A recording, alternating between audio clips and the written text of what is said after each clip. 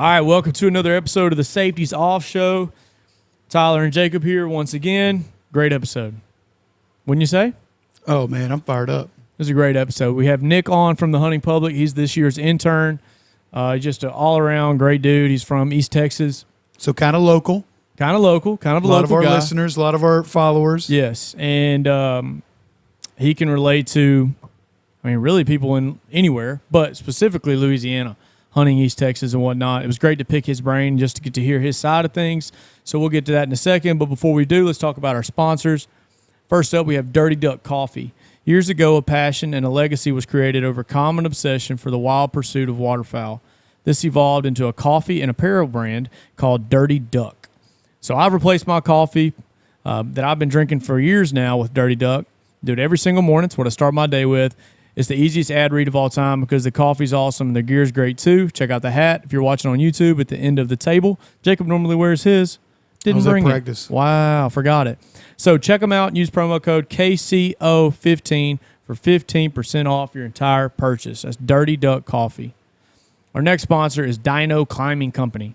So you're probably wondering why the heck is a climbing company sponsoring Kepler Creek? Well, listen up. So first off, you can use KCO15 at checkout when you purchase their new pre-workout. So it says it's a pre-workout for climbers, but talk with the owner. He was like, I got a buddy who shoots like competition archery and he takes it before every single competition. So I'm going to take it before I hunt. I take it now in between teaching and my football practice. I'm a teacher and a coach. So in between that, get a little of that pre-workout going, get the juices flowing, son, get the flying around. It's a good time. Start feeling Dino Climb. Yes, sir. Dino Climb. I've got the Bigfoot Berry. It's pretty dang good. Go check them out. Use code KCO15. Our next sponsor, Trip Tech. One of our oldest sponsors, actually. They used to hit us up back way, way years ago. I don't even know if they remember it, but I remember 19. It now. Yeah, because I have it on my lanyard. I have their little Trip Tech. So, anyways, we followed them forever. It's a 5-in-1 hunting multi-tool. Works as a punch. Use it to unscrew choke tubes. Upland hunters can even use it to distinguish between mature or juvenile birds. It's an awesome product. Everyone needs one on their lanyard. You don't want to be stuck out in the duck hole without one of these things. Get you one today. It's a Trip Tech. Check them out at triptech.com or on their Instagram. So, now, let's talk to Nick. Bro, I almost caught that one. You got that heater on full blast. You got all the windows down, and you're just you're such a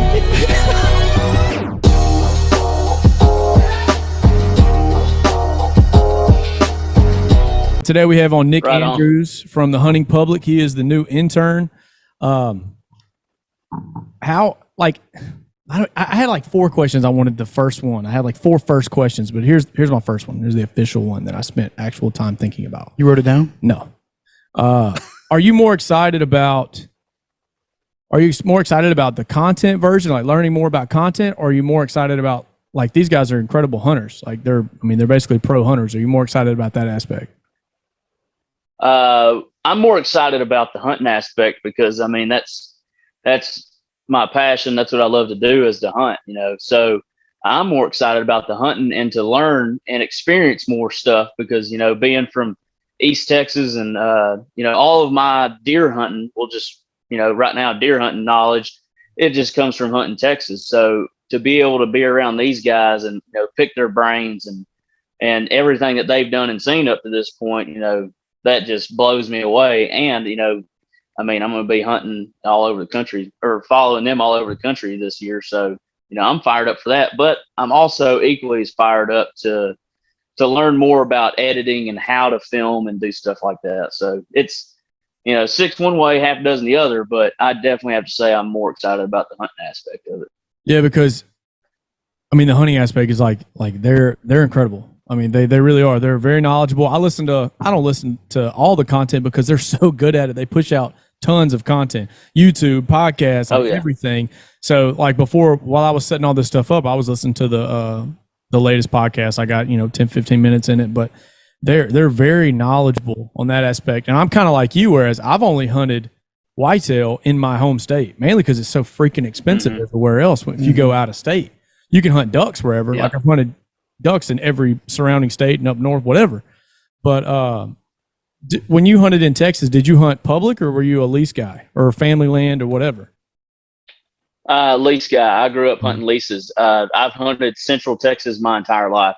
My family's been hunting Central Texas in the same like triangle of counties since the early 70s.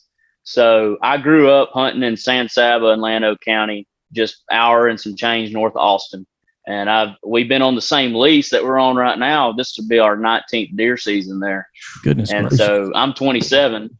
So we were on a lease before that, 5 minutes up the road from there in San Saba County. So, I've been on the same 2 leases my entire life.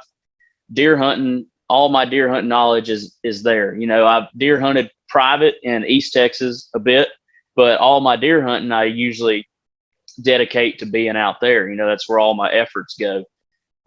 So even East Texas deer hunting is a little more foreign to me, even though I've done it some. I'm not like Right. the gung-ho East Texas deer hunter like a lot of guys from Marshall would be, because I had a lease that I was going to every weekend when I was growing up. So that's how I grew up deer hunting.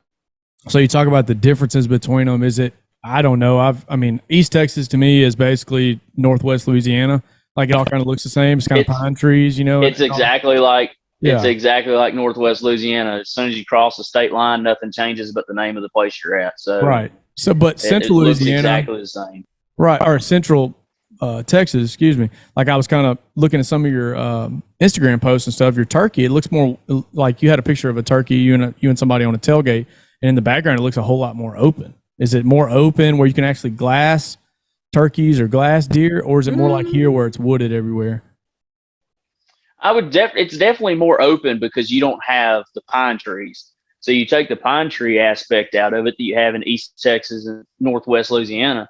You take that out and you can see a whole lot more because you don't have 60-foot trees everywhere you look, And out there, all you got is scrub oaks, post oaks, mesquites, and cedar thickets.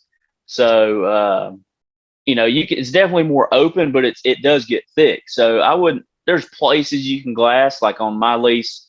We got 1,000 acres that we lease, and the front half you can see pretty good, but it's only because the cattle rancher come in there 10 years ago and cleared out every mesquite tree in the front pastures and was like planting coastal Bermuda or something out there for his cattle. But the back half is still chock full of mesquites and cedars and scrub oaks and everything. So, it just don't take away the pine trees. It still gets thick, but you have more open than you do in East Texas. That's for sure. That's something I've always wanted to do. Like, you watch these guys like, Aaron and Zach and like y'all just posted a couple videos. Y'all are literally just driving in a truck and glassing and finding deer. And it's like, I'm never going to get to do that. Like, that's so sick. The AC's running. You got like a GoPro. Y'all are just hanging out in the bed of the truck. Like you could just have a little brew with your boys and just going out looking for deer. But like here, it really depends on how many pipelines you have that cross your property. Yeah, that's it. And you're going to hit, you might get 2 or 3. Yeah. You can just drive and stop. Yeah. You got a high line on there we can go look at or what, Yeah, that's I know, I get it.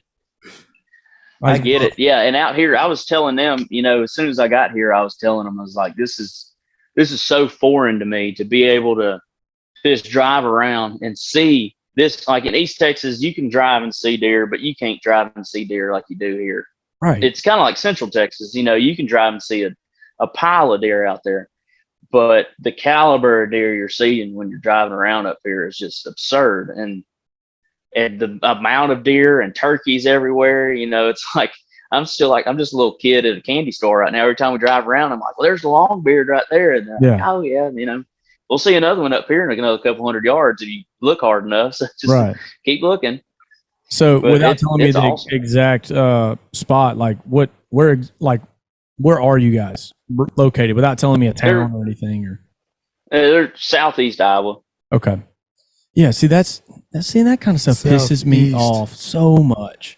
It's because it's like Quad Cities area. That I've never even heard of Quad Cities. This dude's from Marshall. You think he knows what Quad Cities is? I don't know what Quad. Yeah, he's really from Michigan, so he's like, oh yeah, you talking about like no, we don't know where none of that is. You might know more of the area. It's south of Des Moines. Okay. Yeah. See, It's south. I do know Des Moines because I've had to go there to the bow shop. So I know Des Moines, but other than that, I don't know much. yeah, it's a huge difference up in the Midwest where everything's like soybean fields. You can see deer forever on a soybean field.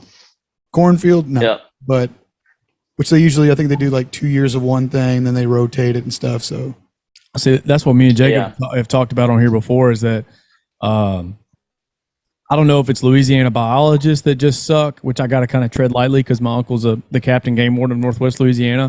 I don't want to talk bad about his folks, but like you go into Ohio and Kansas, even Oklahoma and stuff like that, and their biologists just seem to have a little bit more upkeep. And then when it comes to waterfowl, they'll tell you the numbers and whatnot, like how many thousands are out there, on the sanctuary. It's like there's no ducks here, like there's deer here. Yeah, there's good deer here. hard to find. They're hard to find, and you got to hunt super hard. Whereas, like you watch these guys, again, I'm just so jealous of that. Like you just ride around in the truck and you see, like Ted, like cussed on the YouTube video I watched earlier, and like it was this huge deer across the way, and I'm like, like I just want to see one of those all year. I might see one at midnight driving on I-20, but I'm not going to see one in the actual woods. We used to drive around in the evening and just drive around, and you could see 30, 40 a night, just doing 20 down dirt roads. That's nuts. Are you going to go? Are you going to go elk hunting this year? Are you going to stick, around Ohio and do whitetail? No, I don't know. It's so in about a week, I'm leaving and going to meet up with Zach because he lives in Colorado. Okay. So I'm going to meet up with him for a few days, and then we're going to go to Montana because he's got a pronghorn tag, and a couple other guys got pronghorn tags. So we're gonna go up there, and I'm gonna film them pronghorn hunting for a while, and pretty much up until September 1st, and then we'll start deer hunting out west. When they start up early, and then after we do that for a while, then Zach's gonna leave and go back to Colorado and start elk hunting with one of their old interns, Grant. If you've watched the Hunting Public for any amount of time, Grant was an intern back in 2019, I believe. And so Zach's going to hunt with him, and there might be a chance for me to squeak in there and go with them to film. I've been lobbying the entire time. Like, does anybody need to go? Do we need somebody to go to film? Because I want to go hear one bugle so damn bad I can't stand it, And so I want to go. Like, if anybody needs to go, if you need somebody just to carry a pack, I'll take one. Sign me up. I want to go. So, but I don't know if I'll get to go or not. That'll be like a game time decision. So if I get to go, I'm all in. If I don't, no big deal. I'm gonna work it in eventually where I get to go. But that would be so sick. We'll see what happens. I just want to hear one bugle. I mean, I'm a day travel from even seeing one. I feel like, Yeah, I imagine it's going to be like for me as a kid, the first time I ever saw a goose roost with like 30, 40,000 birds on it. We pulled up and like I rolled down the window and it was just that constant roar. Yeah. It was like, and I was grinning from ear to ear. I imagine it's going to be like that. I'm just going to be like in awe the entire time. So I don't know. I hope I get to go. If I do, awesome. If I don't, no big deal because I'll be hunting somewhere else, and that's all right by me. And okay, so we talked about this. One of our guys that's a part of our little group, he's not going this year, but the past 2 or 3 years, he's gone up to Colorado and just gone public elk hunting and, done the whole thing, basically gone in blind and just e-scouted, obviously, and then spent 5-6 days in Colorado. And when we were talking about it, I was like, dude, honestly, I would be so nervous because if I go out in the swamp or out in the woods here, and even in East Texas or Northwest Louisiana, I'm comfortable with anything I hear or see. Oh, yeah. Like if I hear a screech owl, if I hear a bobcat, I'm able to kind of dictate the differences between those. I don't know what the heck's going on in the Colorado woods. Like, are you nervous at all about that? I don't know. I think the only thing that would like bug me is like a lion screaming. Yeah. To hear a lion scream, I know would just send me over the edge. I mean, I'd come out my skin. And and I've turkey hunted Colorado a couple times, so I've been up in the mountains a little bit chasing turkeys, and that was definitely at the forefront of my mind. It wasn't even like black bears or nothing. I was like, I know there's lions here.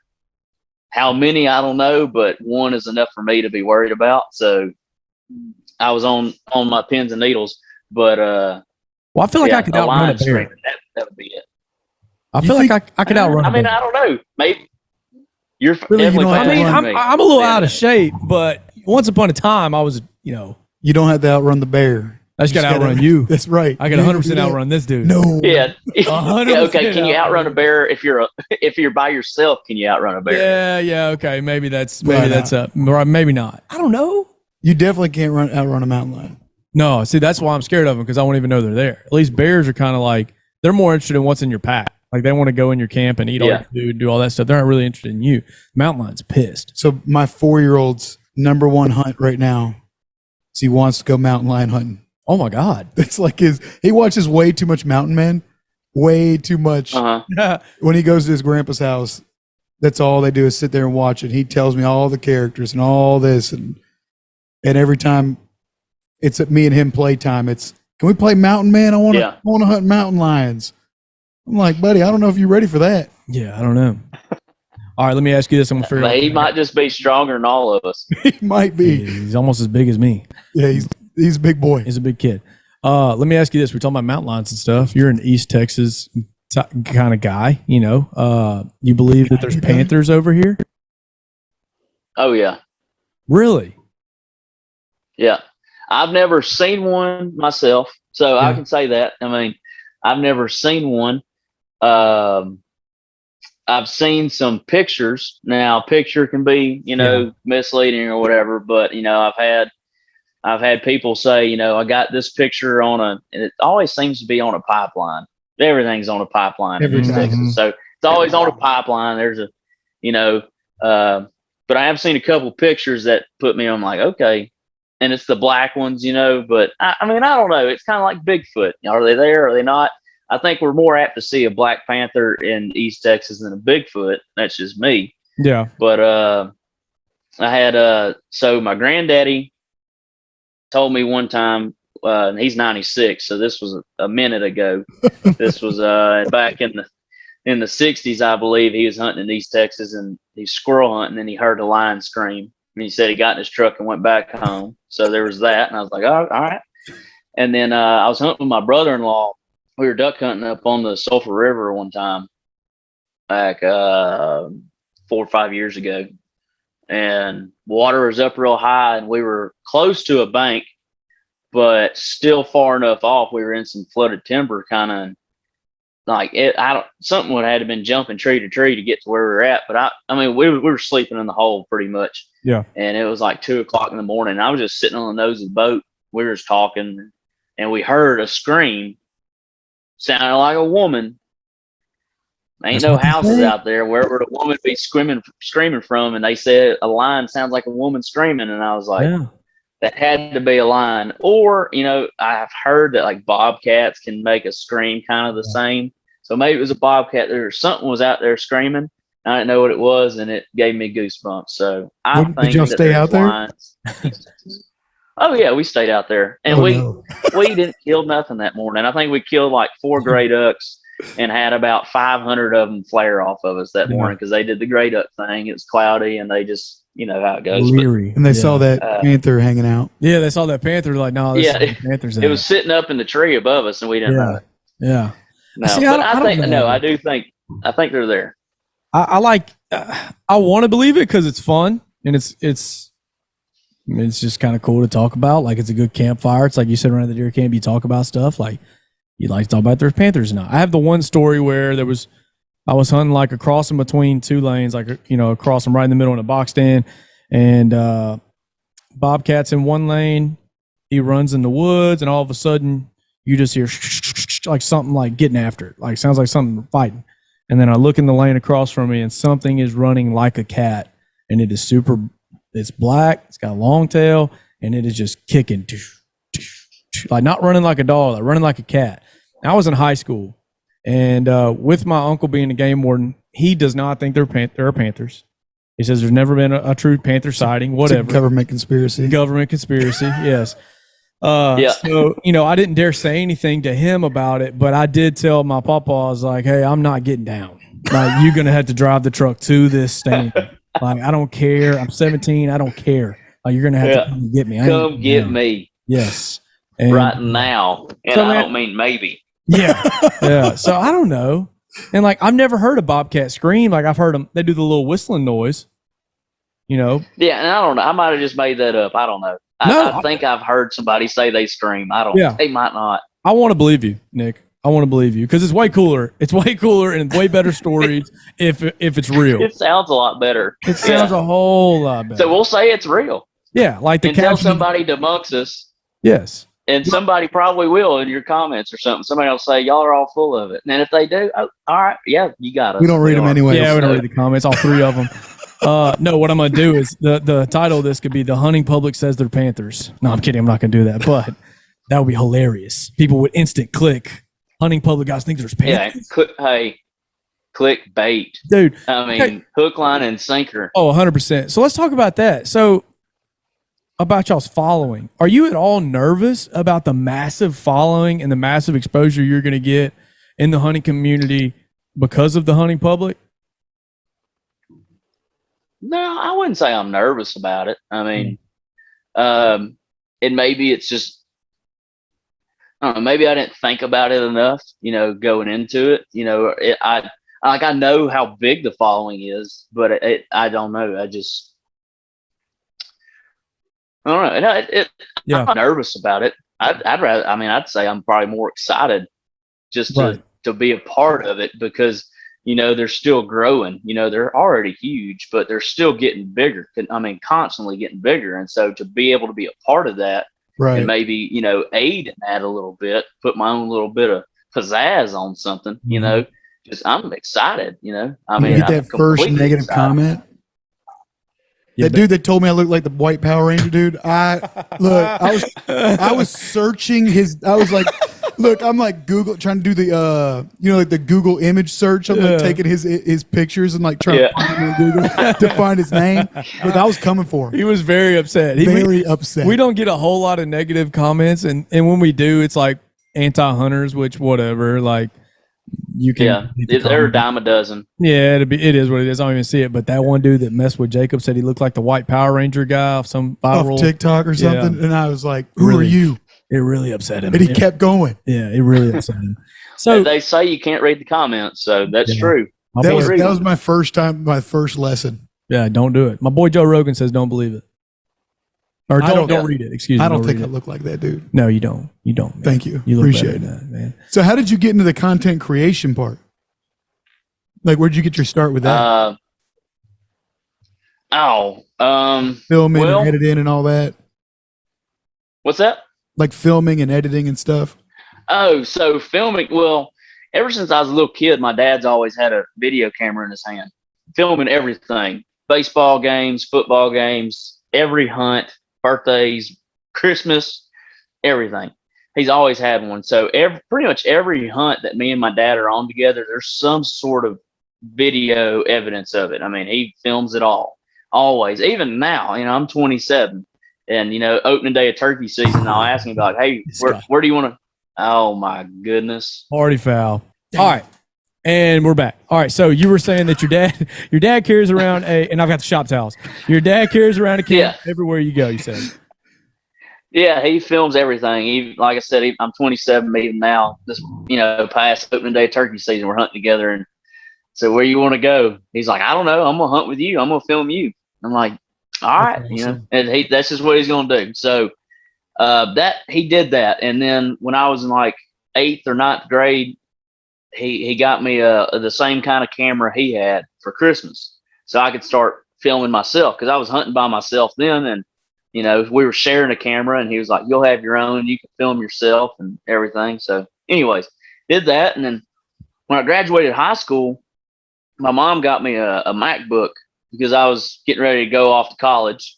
Seriously, so they thought. But that changed. and she got me his MacBook and it had iMovie on it. So I started taking all of his footage that he had from over the years and putting together little highlight reels of duck hunts, turkey hunts, deer hunts, my baseball highlights all through high school. Did all that, whole lot of action shots and way too much loud Breaking Benjamin music, There's not too much Breaking Benjamin, man. Yeah. So that's what I did. And I got into doing that. And then I was also always into, as I started getting older, into making, like good looking pictures, whether it was for someone's deer or a turkey or ducks. I was always like trying to stack something a certain way, or let's put it over here because the sun shines on it better, or let's smooth these feathers out. I was always trying to do stuff like that. And I didn't know. I was just like, I want my pictures to look like they do in a magazine. Mm-hmm. Right. So I got into that, and then I'll fast forward and I get into the Marine Corps and got a tax return check, and there you go. It was plenty of money, and I was like, I'm gonna buy a camera, like a good camera. So I bought a Nikon D5500 or something like that. Package kit, come with 2 lenses and a whole bunch of gadgets. Didn't know how anything worked, and just started taking pictures of random stuff. And then I started taking that when I'd get to go home to hunt or something, which wasn't often, but I would take pictures. And then when I got out of the Marine Corps, I was more fixated on it, and I decided to go back to college. I was like, well, I'm going to go to SFA down in Nacogdoches, and I'm going to go for photography. So I did that, and I upgraded my camera to what I got now, and started buying lenses, upgrading stuff, and then taking it on hunts. And that just became like the thing. If Nick was hunting with you, he's bringing his camera and taking pictures. And then he's going to take a bunch and then give them to you after the hunt so you can put them on your Instagram or whatever. That's what I did with all my buddies. I was like, hey, here's your pictures, whatever, and started doing that. And then, went through college. And as I'm going through college, I still have no idea what I'm going to do. I know I want to work in the outdoor industry. I know I want to do something like this, and then didn't know how to get there. Nobody knows how to get there. Right. In the outdoor industry, everybody's trying to figure that out. And I don't know, it was January of 2020. I was sitting in my apartment in Nacogdoches, and I was flipping through Amazon Prime and found Turkey Tour 2019 2019, the Hunting Public. And I was like, what is this? I turned it on and binged the entire thing in like 2 days. And then followed him on YouTube and Instagram and everything. I was like, this is awesome. Yeah. And then I started watching them. So that was kind of, I guess, I'm a long-winded person. So you're good, man. It's kind of like a long-winded version of how I got into being interested, I guess, in like content creation, and then kind of how it progressed to, to now. Well, I'll say this. If you go and you look at your Instagram, and then you have a outdoors like photography Instagram too, it's like Lazy. Oh my gosh, I'm blanking. Yeah, Lazy W Photography. Yeah, like you're incredibly talented. Yeah. Like that's a guy. Well, I appreciate that. Yeah, 100%. Appreciate it. It's not just a like you see stuff, and like you see some people. Like if you see me take a picture, you can tell it's me. You got to swipe on the Instagram filters. Yeah, like it's bad. It's really bad. Where some people just got it. I can't do it. I think that's definitely your calling for that for sure. So you talked about watching the turkey tour in 2019.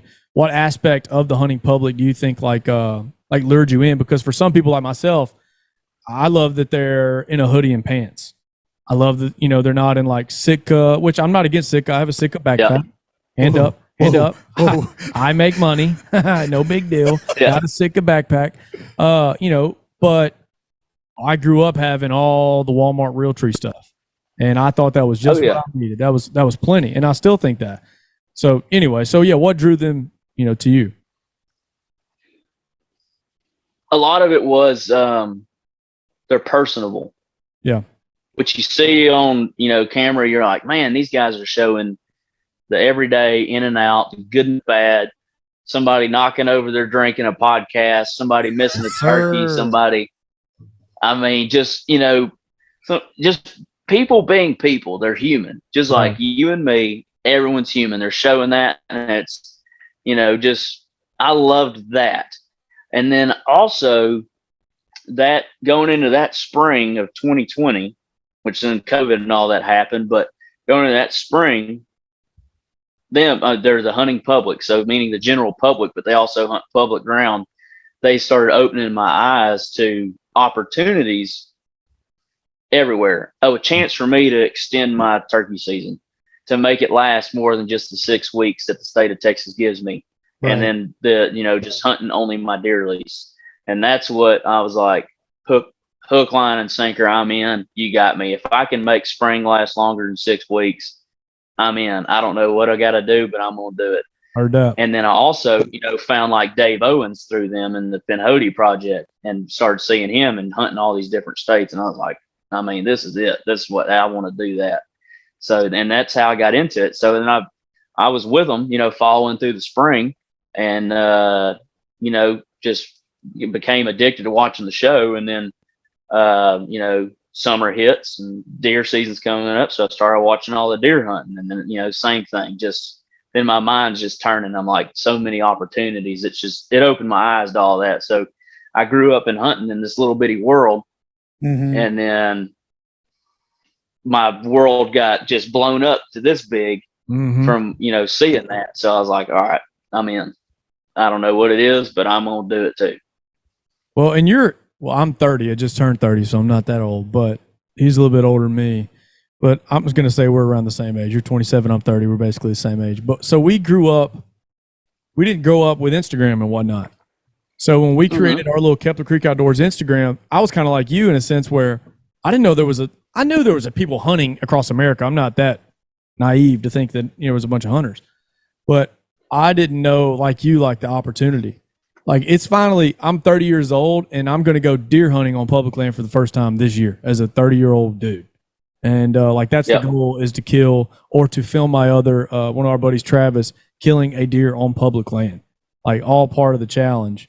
And, one of our podcasts, we talked about the pros and cons of public land. I always thought public land to be like a waste of time. But then you see these guys, the Chris B real guy, hunting public, born and raised, all these big time guys, like they're killing huge bull elk, huge whitetail deer. It's 100% possible. 100% possible. Oh, absolutely. Absolutely. And I mean, and I just did, I'm like you, I never realized that and didn't, I was just ignorant to it. I didn't know any better. Like I said, you grow up in your hunting world and it's this big, and then you realize through social media, you're able to realize that it's so much bigger and there's so much more you can do out there. And you're right, like saying it, just the challenge, just to be able to do it. Like me, I'm 27. This will be the first time I ever deer hunt on public land this year. And just, I'm all in. And it's not, I don't think, and when I think about it, between private and public, because I grew up hunting private land, I don't think about it as, well, I want to hunt public because I want to do something harder or tougher and it's better than private land. I want to do it because it's another chance for me to go. I'm putting so much pressure on my private land. Well, I don't want to hunt it tomorrow because I've hunted it 4 or 5 days in a row. I can go hunt this public, and that's just another day you get to hunt. So in my mind, it's just opportunity. It's the more opportunity, and the more I get to go, the better. Yeah, and that's what we talked about. Was that, imagine if somebody told you they've got thousands of acres and you don't have to bush hog, you don't have to plant, you don't have to do anything. You can just walk out there, find you a tree and roll, and you can, get there when you want, leave when you want, stay however long you want. There's no lease. I mean, there are rules obviously, but some leases say you got to be in by this time, out by this time, yada, yada, yada. Like that's a huge aspect of just hunting public right there. Yep. What do you think is, other than probably, not knowing the opportunities, what do you think kept you from hunting public land before? Not having deer hunting specifically, because I grew up duck hunting public land, probably much like y'all did, but deer hunting specifically, not having someone to show me the ropes and not having the tool that is YouTube to show me, how to do it. If my dad would have grew up hunting public land in East Texas, that's what I would have done because he did it, but my dad grew up hunting Central Texas, and so that's what he showed me how to do. So I didn't have that guidance, and that's definitely 100% what kept me from doing it, because I mean, I just didn't have the confidence in myself to just go to, Caddo Lake WMA and go strike out and go, get in a climber one day with my bow and see what happens. I just didn't have that. In my mind, I was like, why would I do that? I can drive to my deer release tomorrow instead, do that. So a lot of just being timid, nervous, ignorant to it. I wish I could say that I wasn't, just like nervous about it or timid about it, but that's the truth. I was. I wasn't going to go out there by myself and just try to figure it out and get my teeth kicked in. But if I would have been shown the ropes, I would have done it. Yeah, I'm the exact same way. Like my parents, we had a lease, or my dad had a lease, and we had some family land. What more? Why would I want to go anywhere else? I didn't understand the positives of hunting public, and I grew up shooting wood ducks on the creek on our lease, so it's like it wasn't super hard for me. So for me, as a 30-year-old, I see kind of public now as a challenge, whereas I wish it would have been taught to me as an opportunity, like what you're talking about. Right. And that's the greatest quote I've ever had. Yes. That was good. Clip that, put that on a shirt. Jamie, clip that? Yeah, Jamie. Yeah. Hey, Jamie, look that up and put that on a t-shirt. Yeah, Jamie, put it on the board here. That'd be sick. One day. There's something else I was going to ask. Oh, yeah. So you talked about just learning hunting land and stuff like that and hunting public land. I enjoy the scouting videos that you guys put up almost as much as the hunts, because it kind of gives you like a behind the scenes of, this is what it's actually going to take. Like, we don't just go find a tree in one day and sit there. Because I think one of, the thing they said they sat down and decided this year, instead of hunting like 4 or 5 states, they're going to hunt a few and really hunker down and study different, sets of public land where y'all actually are living right now. So anyways, this is a long way to this question, but what's the number one thing you think you've learned so far about scouting for whitetail? Because you just had a great video. You were like, y'all found some bedding areas. Y'all found some old rubs where they're eating on stuff. Like, yeah, definitely looking and finding like something I've never really been good at is knowing plants and things like locally around me. You'll hear in a video warbs like, they're browsing this, and whenever it grows like this in the summertime, they're hitting this. I've never thought about that stuff. I think about corn from a feeder, acorns, and fresh browse. That's what pops in my mind. That's just my little bitty deer hunting world. That's what I think about. And so I'm following him around, and he's pointing out all these different things. He's like, they're browsing on this. Look at these shoots right here. They're hitting these. And I'm in my mind, I'm like, I never in 1,000 years would have walked by this little brush pile right here and seen these little things nipped off. First, I wouldn't have looked at it. Two, I never would have thought that it was a deer doing it. Right. And he's telling me all this. You're filming, you're like, yeah, I see it. Yeah. Yeah. I mean, I'm like, my mind, my brain is just being sponge, I'm just like, wow. Okay. So I'm seeing all this, and then in my brain, I'm going, okay, if I go home and I go walk through the woods, what can I pick up? What can I see from what I've been seeing, out here? Right. And so looking for food sources, that's probably number one. And then finding like bedding areas. So you'll see in videos, we're going through all these super thick, like lowland marshy areas, and there's big canary grass everywhere, which we don't have canary grass in Northeast Texas or south or Northwest Louisiana, but they got it here. So you're seeing this, and I'm walking through there, and it's like deer bed everywhere, just hundreds of them. And I'm like, okay, I'm trying to put all this together. I'm like, when I go back home, and if I decide to like go dive into some public land, I got much more of an idea of things to be looking at. And on top of that, I'm sitting there with them, while they're doing their map scouting, their e-scouting and everything. And I'm like, okay, this is what he's looking for here.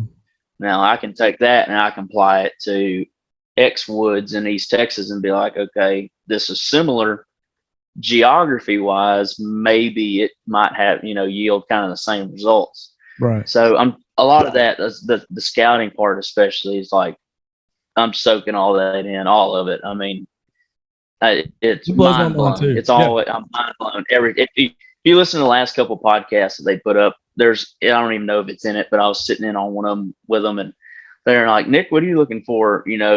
Back home in Texas, and I was like, honestly, it's nothing like what y'all are talking about. I'm looking for a draw with a big cedar thicket and something close to my feeder. I don't know what. Dude, I don't know how to, Same. but I don't know. It's every day there's something new, and The I'm thing just I trying love- to take it all in. Yeah, the thing I love about the hunting public is like we talked about before, is it's kind of regular dudes, not super fancy, Right. like back when we used to watch like the outdoor channel, like, Mm-hmm. you could tell they were on thousands of acres of, probably even high fence, and they're telling you, I'm looking for this pinch point right here, and the deer are going to work this way. And you're like, well, yeah, you know that because the deer can't go nowhere else. Yeah. Like it's a high, it's a high fence area. Yeah. And they know his deer comes out every day at this time at this place. So we're going to take, whoever over here to shoot it. Right. Yeah. And so, when you watch those trying to learn, you're like, this is never going to relate to anything that I'm ever going to do. Yeah. If anything, it deters the new generation of hunters. And I mean, like 100%. Because there's like some people on Instagram called the okayest hunter. No free shout outs, okayest hunter. If you want to send me some money, you can do that. I'll give you my Venmo. I'm kidding. No, but like their big thing too is that, let's say like I kill a 6-point, somebody's like, oh, what are you, 14? Well, now that 14-year-old goes out hunting and they're like, I got to kill something bigger than a 6-point. Hey, no, dude, drop that spike in his tracks, bro. Let's put him in let's have some backstrap. Like, come on. I mean, let's get some loins on ice. Absolutely. Like I'm all about, let's kill something. Yeah, come on, man. Like if it's late season, sure, it's the rut. Yeah, we'll let them pass. But if it's October 1st, the first nanny that comes out there, she's getting mollywopped right there at the corn pile. It's going to happen. Like, I mean, quick, fast, and in a hurry, Yes, and not even absolutely. going to think twice about it. No. And Yeah, I'm all in. Yeah. And to get back to the scouting aspect, like I'm with you. I look for white oaks and words that I've learned from the hunting public, transition lines and pinch points. Pinch points. The pinch points, big. I like to say pinch points a lot. Big pinch point guy. Makes you look like you're smarter than you are. Tell you what, I never knew what a transition line was until I got here. They started talking. I was like, transition of what? I mean, what's transition here? It's 2022. Like, These deer obviously doing the crazy terrain. things. I was like, what are they doing? But no, it's like I'm with you. I'm picking up on all that stuff too, and it's just the amount of knowledge and stuff you've been able to just absorb is worth it. Yeah, 100%. I think after this year you'll be a better hunter, and I mean the connections you're going to make this year and the things you're going to learn are going to be, I think, life-changing. Like these guys have developed such an incredible platform for hunters and public land hunters and just outdoorsmen. Like this, it's going to change your life for sure. How long are you going to be staying up there? Right through January. Then you're going to head back to Marshall? Yep, and back to Marshall, and hopefully, I'd like to have something, more nailed down by then. I'll be heading back to Marshall with an idea of what I'm going to do, but I don't know. I was talking to Ted about it the other day. We were sitting outside, and he was like, "What's your plan?" And I was like, "I'm working on it right now." Every day it's like, every time I meet somebody here, it's just keeping a mental note. I'm trying to figure out what I'm going to do, and I don't know what that's going to be. We'll see, but that hopefully by the time I go home, I got a better idea of what it's going to be than I do right now. But it is only August. But January will be here before I know it. I'll tell you, I'm excited for you. Yeah, because I don't know what the next step is after that, but I don't know. There's not a lot of big people other than the hunting public. Like I feel like the turkey hunting content isn't there as much. It's there, but it's not near as good as the hunting public. I feel like it's a big time drop off after those guys. It's a smaller niche. Niche. Depends on who you ask. It is a lot smaller group, and you got to think because it's turkey hunting is really regulated in terms of what people are wanting to watch to just the spring. But you do have your fall turkey hunters. I've never done it. I shot one deer hunting one time, but Yeah. I've never fall turkey hunted. Some people do it, but it's not like people aren't as into it because it's not like you're not just hunting them, you know, when they're rutting. I know it's not rutting, but it's funny to say that they're rutting. Yeah. But you know, so you know, like these guys do a great job of keeping that turkey hunting content going, and like guys like Dave Owens and Shane Simpson and the Born and Raised guys. Right. A lot of people do it, but it drops off because you know interest in turkey hunting is only January to middle of May. Yeah. And then it's gone. So you know, it just doesn't have that. You know, people don't hold on to it as long as they do with deer, because deer, people start thinking about deer in June, July, and they don't stop thinking about them until, you know, February. When So they're mad at them. Sure. yeah, that holds their attention a lot longer than turkeys do, unfortunately, you know. Well, Nick, man, we've held you here for like 50 minutes. I just looked down. We're gonna blame Jacob for wasting 5 minutes. Yeah. With the Has it been that long already? Yeah, it's been 50 minutes, man. I know you probably got actual work to do. But man, we appreciate you guys, or you coming on, man. It means a lot. And next time you're in Shreveport, dude, let's get Herbie K's our treat. Actually, Jacob will buy. He owes me. Okay. I just want you to know I'm gonna get marinated crab claws and a shrimp buster +2. Yes, indeed. And then them goblets, a couple of them goblets. I will have a goblet full of Miller Lite as well. So if you're okay with that, then Absolutely. I'm down. Let's do it. Let's do it. Yeah, I appreciate y'all having me on. It's been a blast. Incredible interview from Nick. Enjoyed having him on. We're going to actually touch base with him in the middle of the season just to see how things are going, kind of behind the scenes. So I think we just became the Hunting Public Behind the Scenes podcast, basically.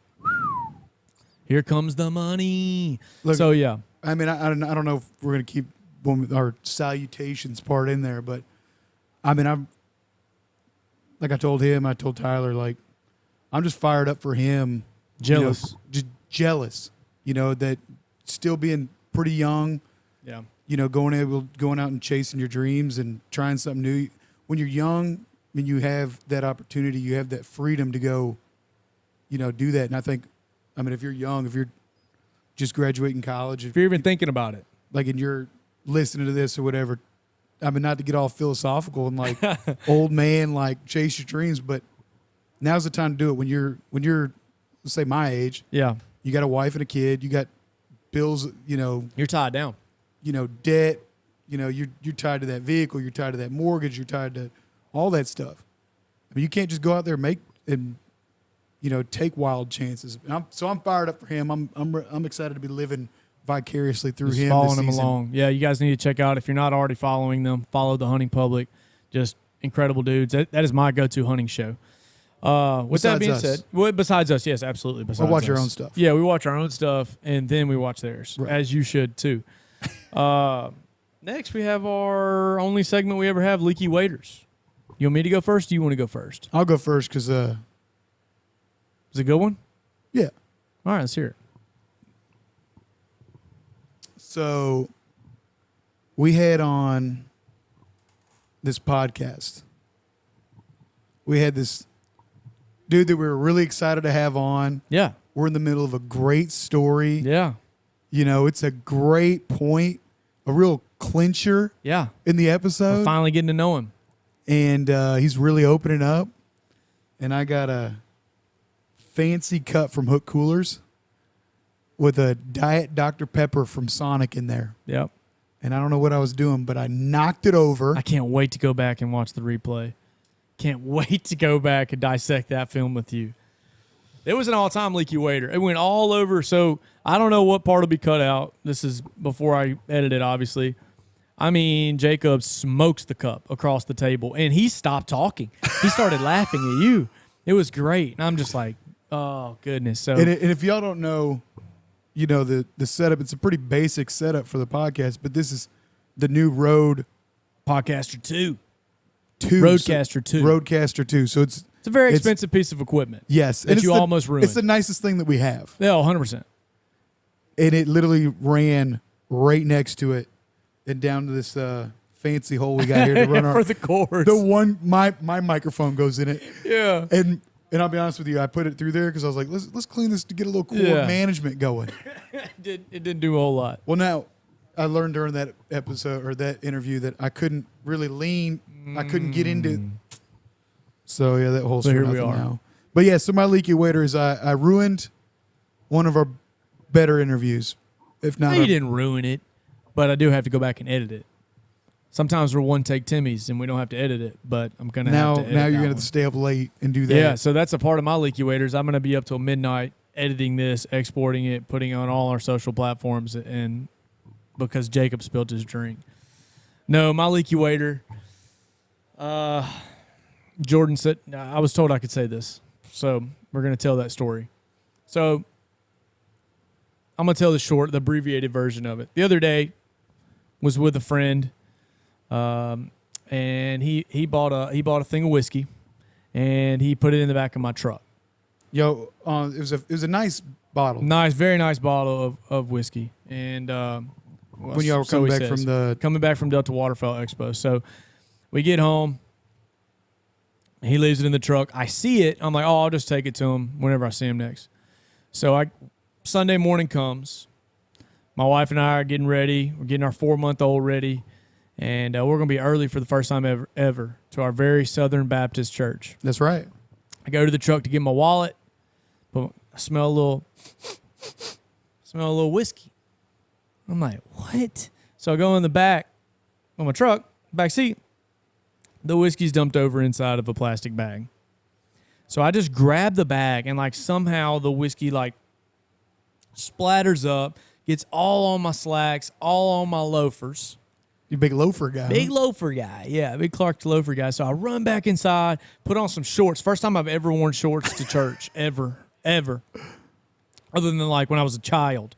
But as a grown man, I never wear shorts to church. I wore khaki shorts, and I had to just wipe off those loafers. Well, you wore loafers and shorts? Yeah, I'm that guy. You should have wore tennis That shoes. guy. No, I couldn't do it. Not to church, man. But anyway, so I went to church smelling like a little bit of aged whiskey. Sat in the back of my very Southern Baptist church, smelling like whiskey. So that's my leaky waiter. And nobody said nothing to you? Nobody said nothing to me. Thank the good Lord. Because it would have been real awkward, to talk to anybody about that. Like, why do you smell like whiskey? Well, I swear I wasn't up all night Yeah, I wasn't up all night, I swear. or early this morning. That's not why I was late. So thanks a lot to that friend. Other than that, great show. One of the best ones. Guys, I love getting texts, love getting messages that you listened, that you've watched or whatever. So keep those up. We appreciate it. We appreciate all of our sponsors. They're the reason we get all these nice things, or this nice thing, is because of our sponsors. So check all those guys out. If you love us, buy things from them. You're supporting us through supporting them. So check them out. And make sure you use that code. Yeah, use Make the sure you dang use those code. codes so they know that, We sent you. and that Absolutely. their investment in us is worth it. So. Absolutely. So make sure you subscribe on YouTube, Instagram, follow the TikTok, Apple Podcasts, Spotify. Do it all. And enjoy your week, everybody. Go to church. But don't smell like whiskey.